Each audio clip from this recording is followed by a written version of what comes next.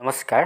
অহা 2 তাৰিখে হ'ব লগা আপোনালোকৰ ভক্তি সাহিত্যৰ যি পেপাৰ আছে আপোনালোকৰ DSC পেপাৰ, সেই পেপাৰখনৰ গুৰুত্বপূৰ্ণ প্ৰশ্ন উত্তৰ এই চেনেলত ইতিমধ্যে দিয়া আছে। ইতিমধ্যে যোৱা NEP পৰীক্ষা কেইটাত ফাৰ্ষ্ট ছেমিষ্টাৰত এই চেনেলৰ বহু সংখ্যক প্ৰশ্ন উত্তৰ আহিছিলে। দেখা পোৱা গৈছিল যে প্ৰায় 70 পৰা 80% প্ৰশ্ন এই কাকতৰ পৰা আহিছিলে। সেই সকলোখিনি ভক্তি সাহিত্যৰ গুৰুত্বপূৰ্ণ প্ৰশ্ন উত্তৰ আপোনালোকে সহজ ভাষাত বুজিব পৰাকৈ এই চেনেলত দিয়া আছে। আপোনালোকে গৈ চাব পাৰিব। আপোনালোকে প্লেলিষ্টত যাব, অনামিকা নাথ ক্ৰিয়েটিভ কৰ্ণাৰ মাৰি টাচ কৰি আপোনালোকে আকৌ পুনৰ টাচ কৰিলে তাৰপিছত প্লেলিষ্ট ওলাব। প্লেলিষ্টত আপোনালোকে টাচ কৰাৰ পিছত ভক্তি সাহিত্যৰ দুটাকৈ প্লেলিষ্ট আছে, আপোনালোকে চাব পাৰিব। মই কৈছোঁৱেই যে সকলো প্ৰশ্ন উত্তৰ চাবৰ কাৰণে আপোনালোকে 59 ৰুপিজ দি গোল্ডেন মেম্বাৰশ্বিপ লৈ ল'ব।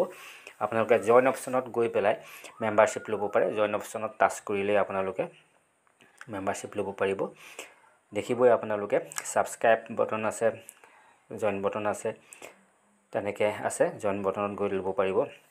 সকলো গুৰুত্বপূৰ্ণ প্ৰশ্ন উত্তৰ আচলতে সহজে বুজিব পৰা ভাষাত লিখা আছে।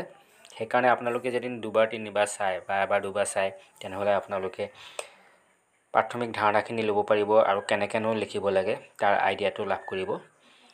এনেদৰে লিখিবলৈ চাব। আচলতে কোনো প্ৰশ্ন এৰি থৈ নাহিব। সকলো বিষয়ৰে আপোনালোকে সকলো কেইটা অধ্যায়ৰে সম্যক ধাৰণা লৈ যাব আপোনালোকে।